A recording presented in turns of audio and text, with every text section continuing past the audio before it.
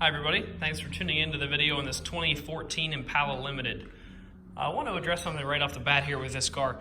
So a lot of people are going to look at this and say, hey, I thought the Impala was redesigned in 2013.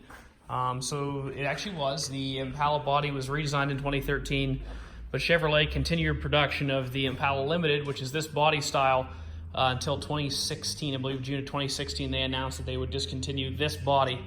They continued to produce for this body for a couple of reasons. One, it was a low-cost alternative to the new Impala with a really bulletproof standard V6 engine that had been used for forever.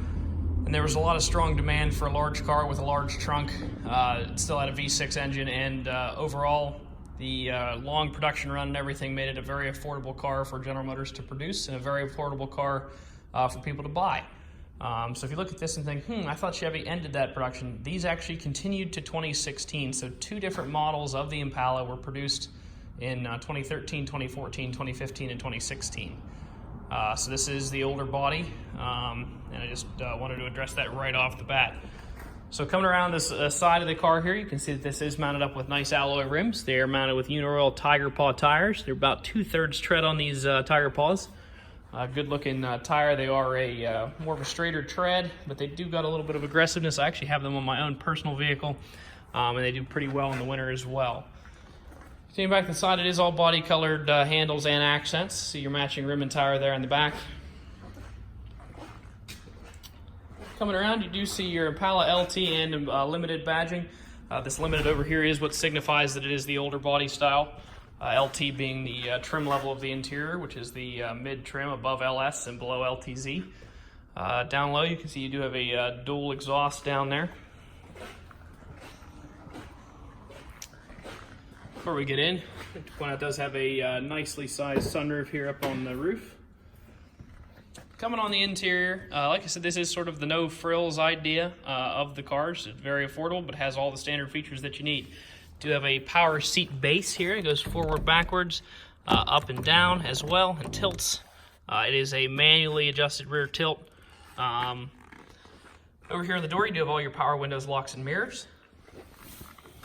Let's step inside.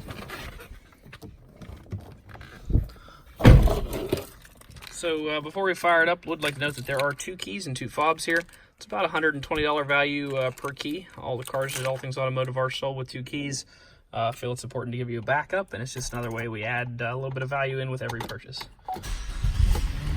Start it up. So there are 48,200 miles on it right now.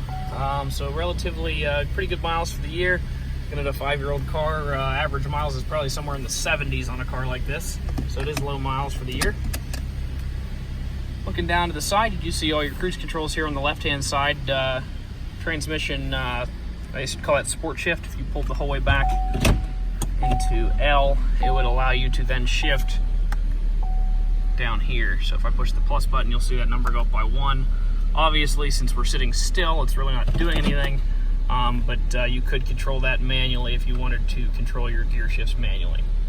Over here on this side, you have your Bluetooth controls as well as the audio up and down for the volume on the back of the wheel. In the middle, you do have a pretty standard radio cluster here with the climate cluster down here. It is a dual zone climate control, so the driver can be cold and the passenger can be a little colder or warm, and the car will spit out air on both sides according to how you have these adjusted.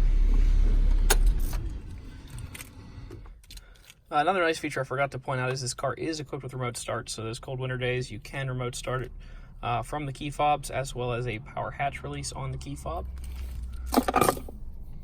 All of your sunroof controls are up here, along with the home link buttons. You can program your garage door opener so you don't have to have a separate unit for that. You can program that straight to the car. Looking down, you do have, as most GM vehicles do, the OnStar integrated into your rear view mirror.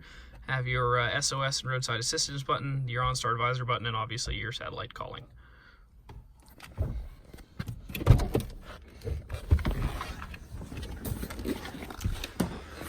Overall, pretty bulletproof car. That's why General Motors continued to make them for well over 10 years actually in this body.